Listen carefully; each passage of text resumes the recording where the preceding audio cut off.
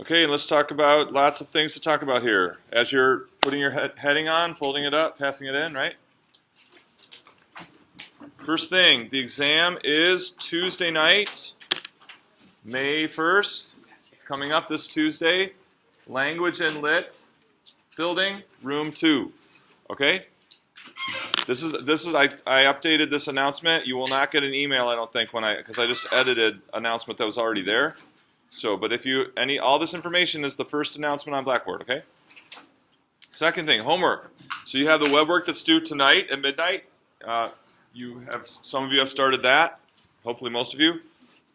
There's one more web work due Monday night at midnight. Okay?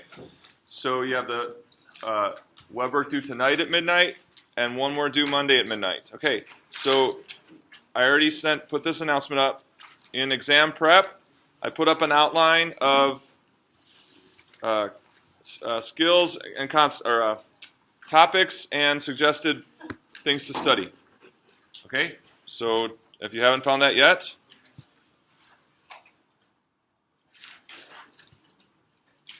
everything from the final exam pertains to this stuff. Okay, everything from the final exam pertains to this.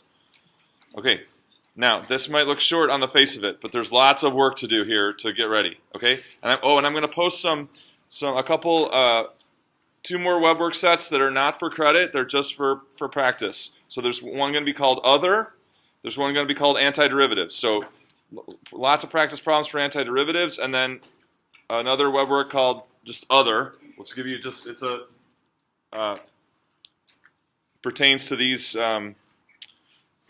things where you'll see the topics over here to the left. Okay, but this is nothing on the final exam. Everything on the final exam pertains to these topics and suggested problems. Okay, that's in exam prep. Okay, study session.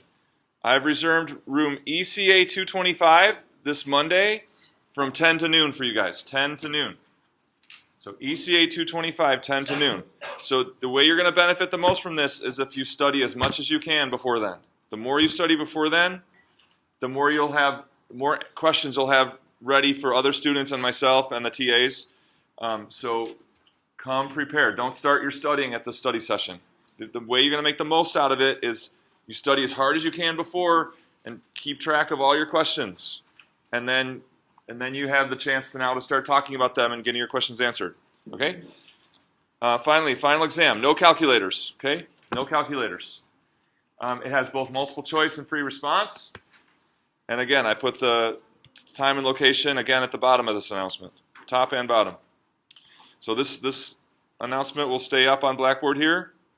I think it has most of what you need here finishing up the course. Any questions? Yeah, Cody? Yeah. Yep. Definitely. Yeah, because it won't be for credit. Other questions? Okay, so start studying and study. It's like I said, study as much as you can before that study session, 10 to noon on Monday, ECA 225. All right, so we wanted to see I have one more announcement. They just gave me my schedule for fall. Those of you interested, you're going to take 272 and you want to continue in the way that we've been doing it. I'm teaching it at 10:45 Monday, Wednesday, Friday. This one right here, 77820. Hot off the presses. 77820 meets Monday, Wednesday, Friday at 10:45. That's the one I'll be teaching, and we'll be continuing same kind of themes or approach that I've been using in this class. Hope to see many of you there.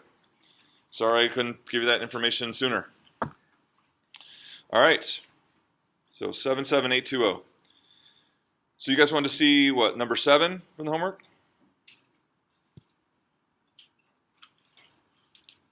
Was that the consensus? What's that? No, from the written. From the written. Is that the one you wanted? You knew I was asking about the written homework we were turning in, right? And number 7 is, okay, so first of all we want to figure out what the graph is. So where we want to start is, what's the midline of this? What's the midline of this sine curve, or cosine curve? 2. Well, yeah, y equals 2, right? So the midline is y equals 2. So we're going to have some cosine or sine, and we're going to add 2, right, to get that midline up at 2.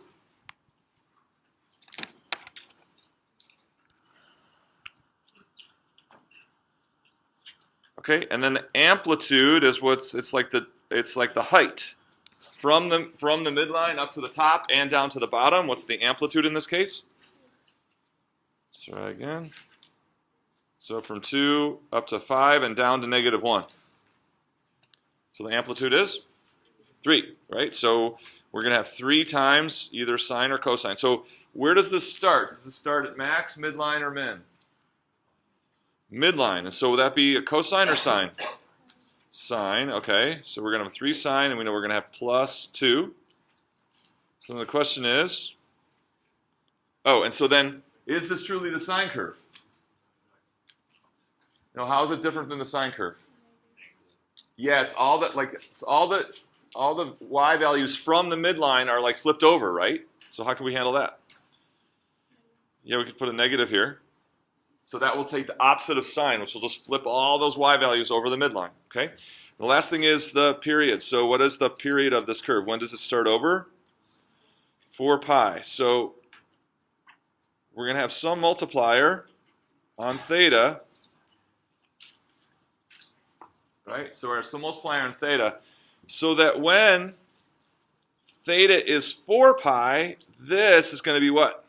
So when theta is 4 pi, or 1 full cycle, then what's the argument need to be? 2 pi, right? Because we need what goes into sine to be 2 pi, so that it knows it's starting over when this argument, what's in parentheses, reaches 2 pi. When theta is 4 pi. Does that make sense? So when theta reaches 4 pi, the argument, sine has to think, oh, you want to start over when you get to theta equals 4 pi, right? And so that means that whole argument has to be 2 pi, because we know that's the period of just plain old sine. So what does it make our coefficient? A half, right? So with a 1/2 coefficient, when theta reaches 4 pi, which we're seeing in the graph as the cycle starting over, then that argument, what goes into sine, has to be 2 pi, because that's the period of plain old sine. All right, so that's the equation of the graph. And normally you'd be given this and you'd sketch this, but this is good exercise to go the other way as well. Okay, and so now we're going to use this red graph to sketch the polar graph. So we'll break it up into pi over 2. Remember, you talk about as theta goes from 0 to pi over 2, what does r do? 2 to 0, okay? So it's going to start at here. We're imagining the angle sweeping from 0 to pi over 2 this way, and we're going to start at 2, and by the time we get to pi over 2, it's going to be 0. All right, so imagine that as theta revolves counterclockwise, that r decreasing, getting closer to the pole. So that's going to be the first pi over 2. It's going to be something like that. Yeah, right. So here's pi over 2. It says theta goes from 0 to pi over 2. R goes from 2 to 0. So that would be, let me do it in blue. So that would look like this. So you got to be able to see that as theta increases, that's r decreasing until when we get to the pi over 2 straight up, r is at 0. Okay, and then as we go from 0 to, pi over 2 to pi, r does what? 0 to -1. So now, and where's that going to graph then? Pi over 2 to pi is in the second quadrant. So for negative r's, that's going to graph in the fourth quadrant. So that when I reach pi, I'm at -1, and we know that would be here, right? Based on all that hard work we did learning negative r values. So R is going to get more, so imagine as the angle is sweeping this way, R is going to get more and more negative until you get to -1. And then, from pi to 3 pi over 2, back from -1 to 0. So by the time, imagine the angle sweeping through this quadrant like this, but negative R values are going to graph where?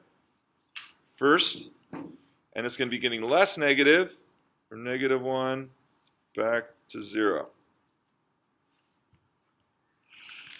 Kind of missed there. That's better. Okay.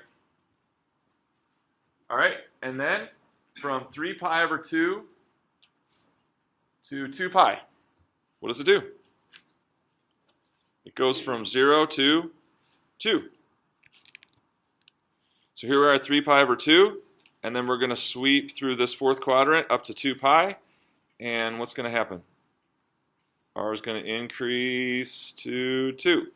Are we done? No, we have a whole different new part of the graph here. From 2 pi to 5 pi over 2, or let's go all the way from here. Now we can go all the way from 2 pi to 3 pi. So we're going to do this whole, from 2 pi to 3 pi is this whole half circle here, and it's going to go from 2 to 5. Where's 5? So at 3 pi, we'll be at 5. And so R's, as we go from 2 pi to 3 pi, R is just going to keep increasing, increasing, increasing, increasing, increasing, increasing, increasing, increasing, until we get to 5.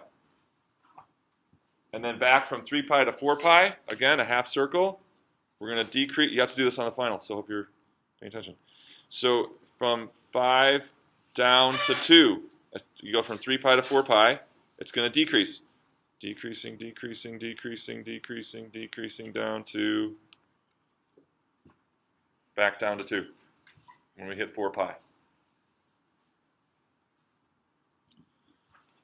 Questions on this example?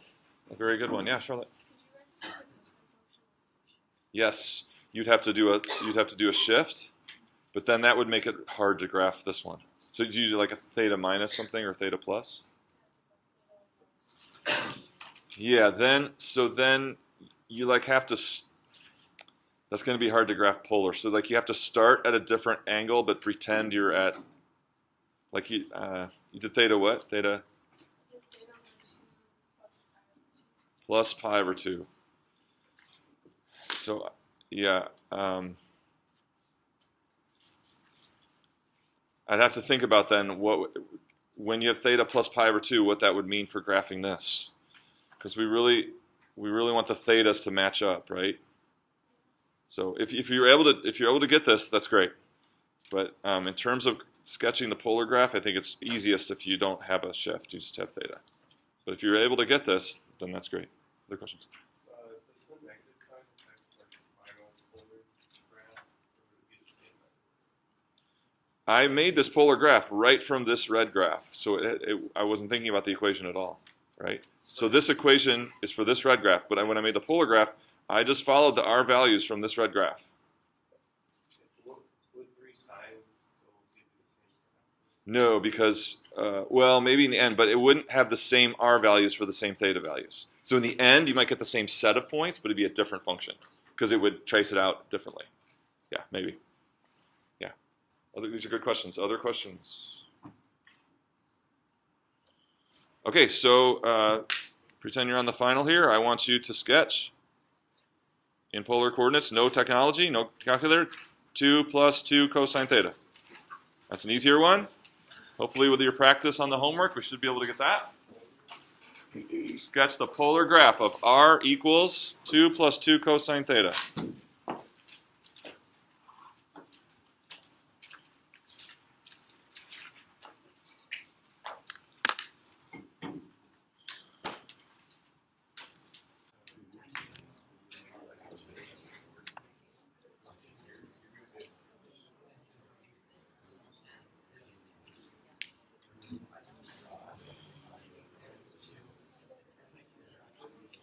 Okay, it looks like for homework you had to do, I'm seeing this one here. This one is -2 cosine theta plus 2.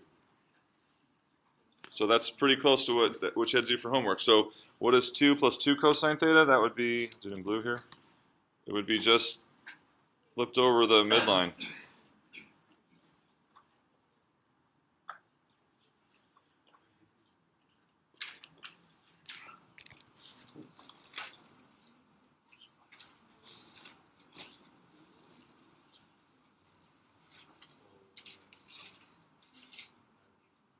So first of all, that's what you should have sketched for 2 plus 2 cosine theta? We good?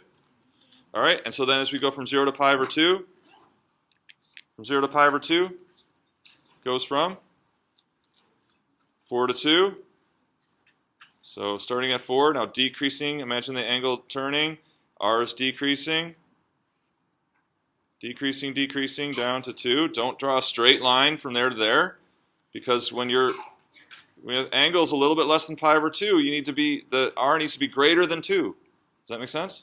When you're here, when your angles are getting close to pi over 2, you need to be further away from the pole than 2, because 2 is the lowest value. All right, and then from pi over 2 to pi,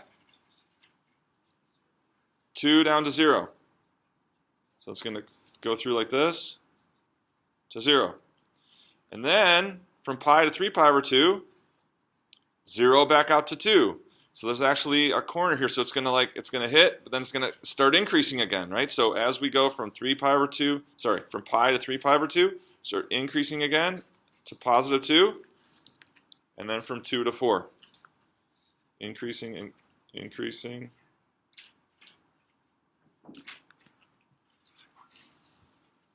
This is called a cardioid. Cardioid, because it looks like a heart. It's called a cardioid. Did you get this? How many people got this before I did it? Lots of you. Good. Okay, nice.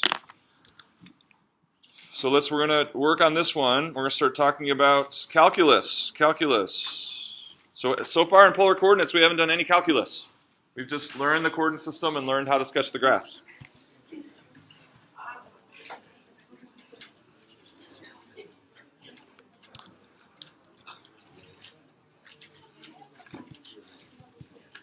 All right, so let's see it again here. Let's see a computer version. Here we go. Oops. Oops. That was the one from last time. All right, here we go. 2 plus 2 cosine theta. From 0 to pi over 2, R goes from 4 to 2. And then from pi over 2 to pi, 2 to 0. From pi to 3 pi over 2, back out to positive 2, right? It's positive 2 down there now at 3 pi over 2, the bottom. And then from 3 pi over 2 to 2 pi, R keeps increasing to 4. Maybe. Boom. Okay. So there's a perfect version of it. There's a perfect version. So now we want to start talking about some calculus. So we know we have, we've just graphed R as a function of theta, right? So this R equals a function of theta, 2 plus 2 cosine theta. So if we were to talk about the rate of change, if R is a function of theta, we would typically talk about the rate of change of what with respect to what. If we're doing R as a function of theta, then what derivative would we talk about? Derivative of theta. Derivative of R. Derivative of theta. You agree with that? What are we going to say? Yeah. Yes. So it'd be dr. So if R is a function of theta, we would talk about dr d theta.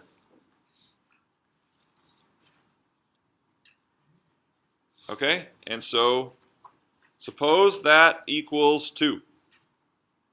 What question am I going to ask you? Thomas knows. What does it mean?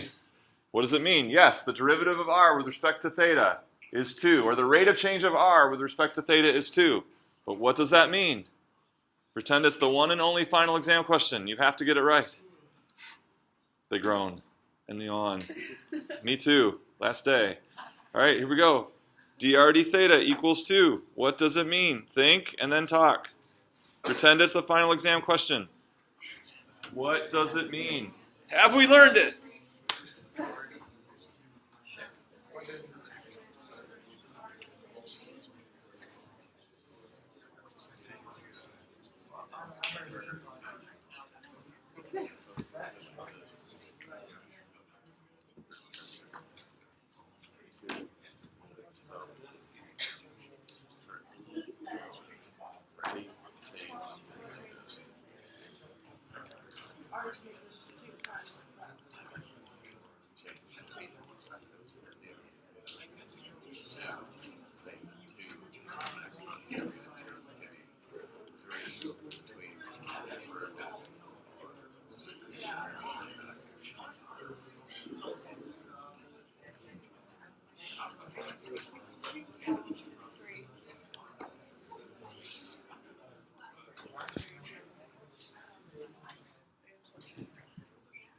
Okay, what do we think?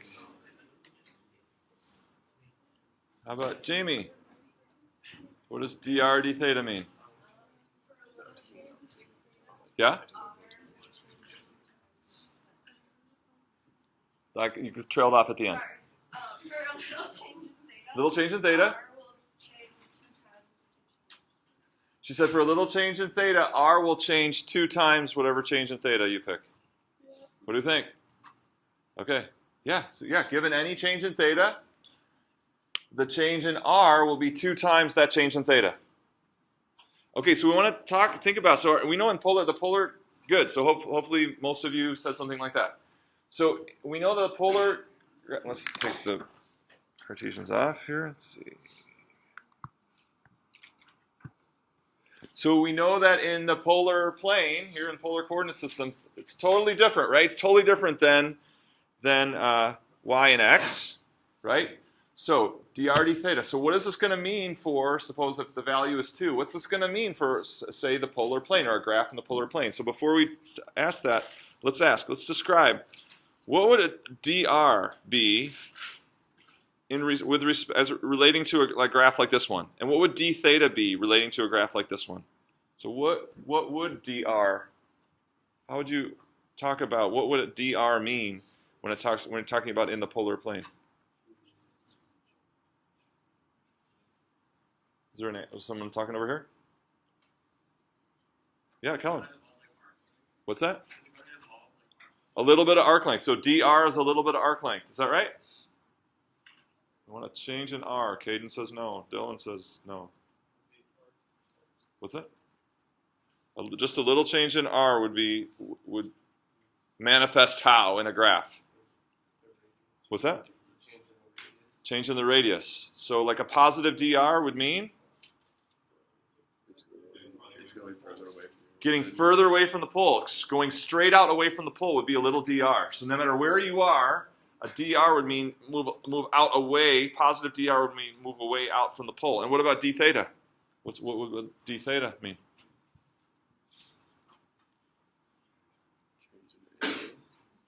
Yeah, so obviously it's a change in the angle, so it'd be a little change. How would that manifest in the graph?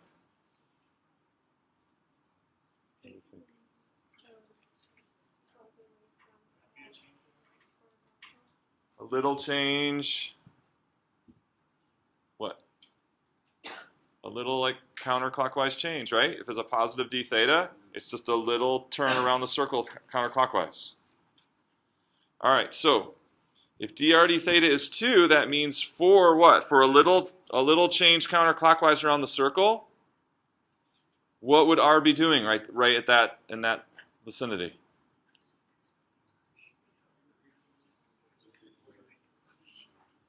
So as your turn, if dr was 2, if dr d theta was 2, as you turn a little bit, counterclockwise, what would you expect r to be doing? Going out, right? So here's the current value of r. As theta changes, r would be going out like this. See that? And if dr d theta were negative, then for changes in theta,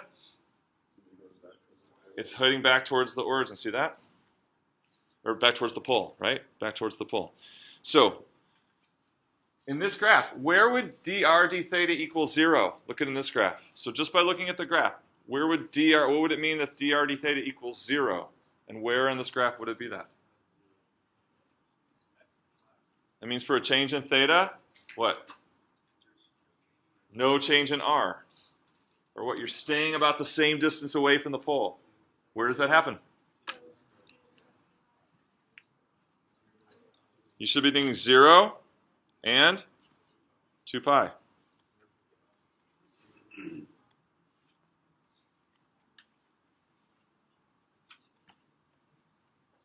Do you see that's the only place in this graph where when you change theta a little bit, it's like r is not changing. R is not changing. Okay? What about dr d theta here at pi over 2? So it's going up to the right? So it's positive. Is that right? No. For a change in theta, r is doing what? Getting closer, right? R is decreasing, so dr d theta would be negative. Does this make sense?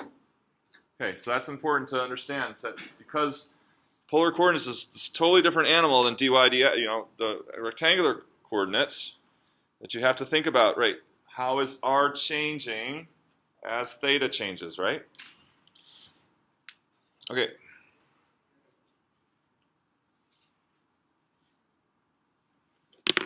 So where is, I want you to say, where is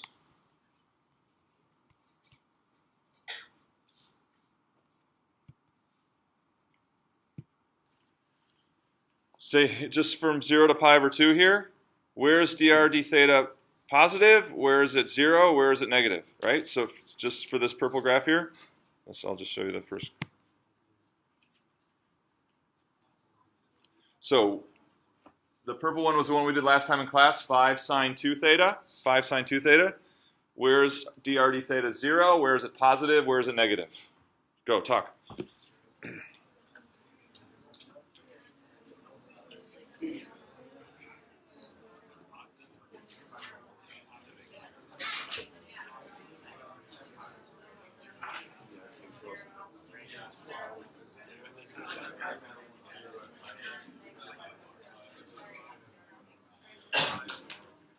First of all, where is it 0? Where is dr d theta 0?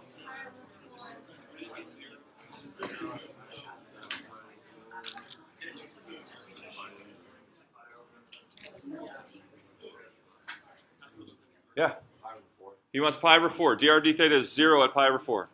Yeah, because right there, for little change in theta, r doesn't change. So dr d theta equals 0 is at pi over 4. So what about from 0 to pi over 4? Dr d theta is?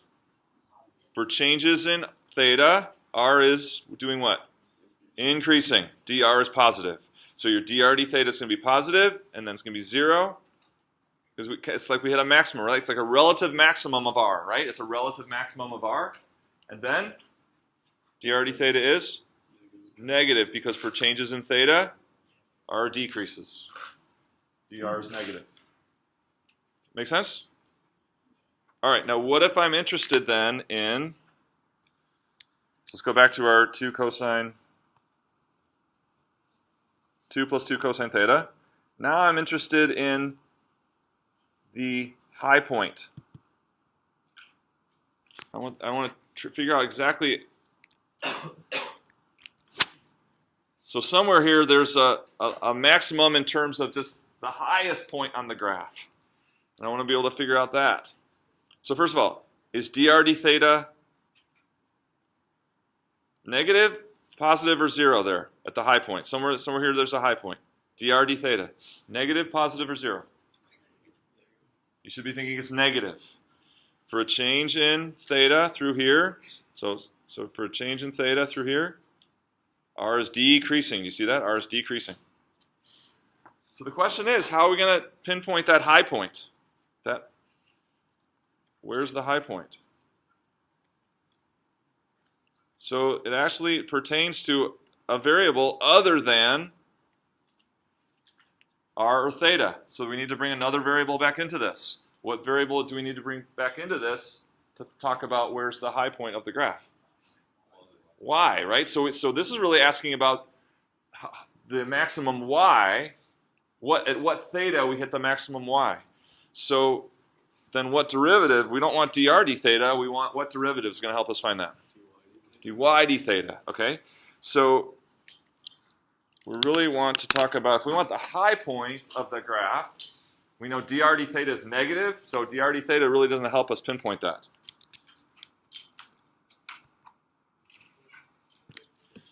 So we want dy d theta. That means we want y. What is y as a function of theta? So what is y as a function of theta? Remember, what does y equal always? R sine theta. And for this graph, what is r? For this particular graph, r is 2 plus 2 cosine theta.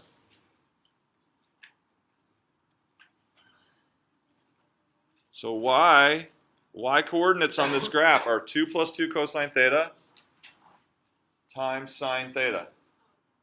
And we want to do, so generally then, y is our function of theta, sine theta. Whatever our function is, that's r, times sine theta. And if we want dy d theta, that's going to require what? Product rule, right? Product rule.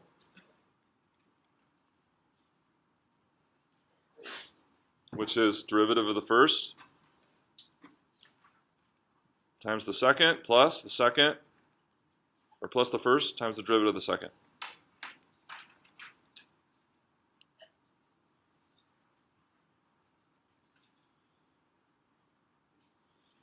Does this make sense, right? We know the y-coordinate of any point in the polar plane is, y-coordinate is r times sine theta. Well, r is a function of theta according to our formula. R is 2 plus 2 cosine theta. So really to get y-coordinates, it's going to be whatever our function of theta is, sine theta. So then the derivative of y with respect to theta would require the product rule. Okay? And so now let's, for our graph then, so this is kind of a general, that's a general formula for dy d theta. So then for our graph, we'd have f prime. What's f prime going to be? Negative 2 sine theta times sine theta plus f of theta is 2 plus 2 cosine theta. Cosine theta. And what are we interested in? Where this equals 0, right? If the maximum, we want dy d theta. For a change in theta, we want dy to be 0, and that's going to give us local max and min up and down, right? The highest points of the polar graph and the lowest points of the polar graph. Highest meaning highest up, y value. Okay, so now we got some trig and some algebra to do here. So we're going to solve this thing for 0. So I'm going to multiply out. So I'm going to get negative 2. Now I'm going to do, so in the context here, we're talking about sines and cosines, so I'm just going to use s's and c's, okay? So negative 2 sine squared theta plus 2 cosine theta plus 2 cosine squared theta. We want that to be 0. Is it okay? So in problems like this, that helps. Knowing the context, that we're talking all about sines and cosines, we just use S and C, and that'll save a lot of writing here. So here's what, so we've got basically a quadratic. We've got a quadratic of sines and cosines. We need to get them all the same. We want them all the same. So let's switch to all cosines. What is sine squared? Did I do this right?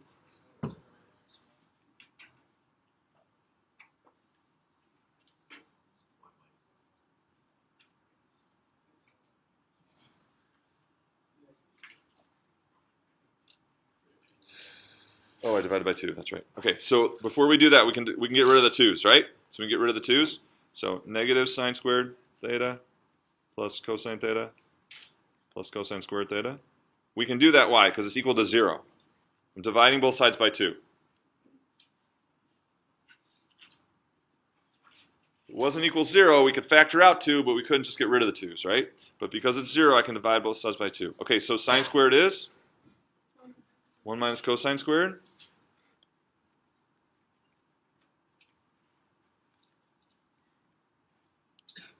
So now we have a quadratic of cosine, right? We have a quadratic of cosine. And so how many cosine squareds do we have? 2 cosine squareds. How many cosine to the first? 1. And what's the constant? So you have to see this as like 2x squared plus x minus 1. We're back to an algebra factoring problem. Does that factor? So like 2x squared plus x minus 1. Does it factor? We hope so. So 2 cosine theta and cosine theta. And I got to multiply to negative 1 and add to plus 1. So it's 2 cosine I think this one, I need to add, I want the 1, the positive 1 to be with the 2 and the negative to be with the, so it's going to be minus and plus. Does it work? Following what I'm doing? Okay, so when does theta, what thetas make this thing 0? Again, what are we doing? Don't get lost. We want dy d theta to be 0. So this is, I've changed the form of dy d theta. So this is the same as dy d theta. We want it to be 0. When does that happen? When cosine theta is equal to 1/2. And when cosine theta is -1. That would be theta equals, so from 0 to 2 pi, where does cosine theta equal 1/2? Pi over 3. And then again in the fourth quadrant, 5 pi over 3.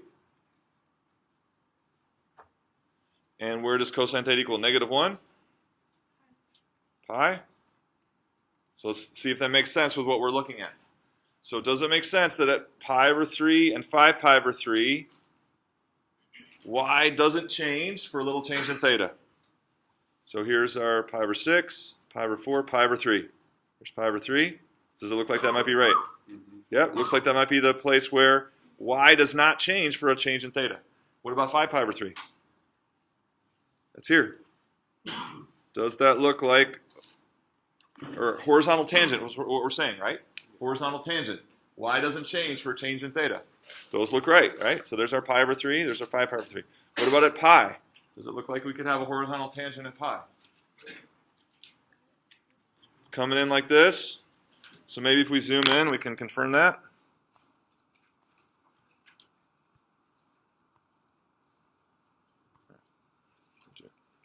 Oh, right.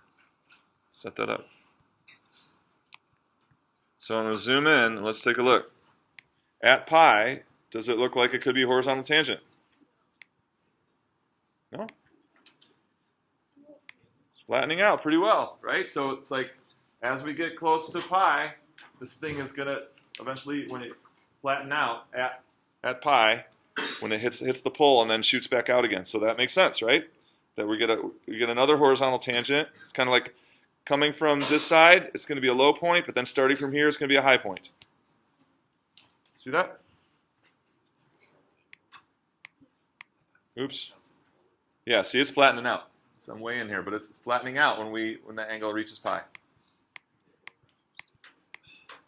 Is that not a cusp? It's a cusp, but from both directions, it's still flat. So yes, it's a cusp, but looking at theta increasing from lower values of theta, it's heading towards flattening out, and then looking at thetas coming from greater than pi, it's flattening out this way. Does that make sense? So yeah, it is a cusp, but then it's also in both directions, both senses, it's still the rate of change is 0.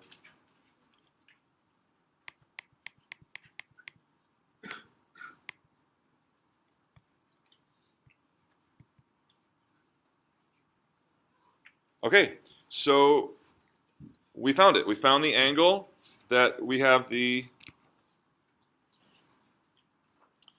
relative maximum, and then it also gave us where the relative minimum was. And this also, we had also a place of 0 horizontal tangent there at pi, where it's coming in there at pi. All right, so what if we wanted, say, now to find, I want to find, so here at pi over 7, here's this pi over 6. It's the angle pi over 6 right here. Oh, so, okay, what if I wanted to find the far left point, leftmost point of this graph? What would I do to find the far leftmost point of this graph? dx d theta equals 0, right? And so you're going to do the same thing. And so your x is going to be r cosine theta. I'll leave it to you to derive a general form for dx d theta. It's the same thing. It's going to be f of theta cosine theta. Then you're going to set that equal to 0. And then solve it the same way we solved this. And that would pinpoint angles where you get a vertical tangent, right? dx d theta equals 0 will give you vertical tangent. All right, now what about here at pi over 6? Is dr d theta, or is dx d theta or dy d theta 0? No, it's right. It's in terms of y and x, it's on a slant, right? It's on a slant. So what if I wanted to know the equation of the tangent line at that point? I want to know the equation of the tangent line. What do I need to do that?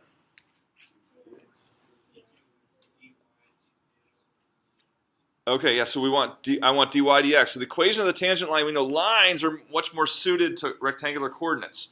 So we're going to want dy dx. So how would we find dy dx? Same way we did it with parametric functions. It's going to be, someone said it, we'll take dy d theta and divide by dx d theta. But how is that going to be different than what we're used to as a formula for dy dx? This will end up being, so this will be product rule over product rule. You have a big quotient, like it'll be this thing divided by what you get when you do dx d theta. So that'll be a kind of a complicated long expression. But what's the big difference between that and what we're used to for dy dx? It'll be in theta, right? That'll be a function of theta, not a function of x. Okay, we saw that with parametric functions too. So dy dx, this will be some new function of theta. But we'll just, when we plug in pi over 6 as our theta, we'll get the rate of change of y with respect to x. We'll get a number, and we'll get the rate of change of y with respect to x. I have that ready here. So, last push for graphing calculator. Who wants to write all that stuff out and do all that math when you could just, where is it? Just put it in once in graphing calculator. So I called a function, I called it dy d theta. There's the one we did. I put in dx d theta. And then I set up dy dx, which is just that function divided by that function. And then I'm going to put in what? Pi over 6. Am I expecting positive, negative, or 0? dy dx, we expect a negative value there. It's negative 1. So I'd get the point, put pi over 6 into the original function to get the r value, change it to x and y. X is our cosine theta, y is our sine theta. Then you'd have your point. And then using this formula, I found the rate of change was negative 1. So this is the stuff that's on the web work due Monday night, and it's on the final.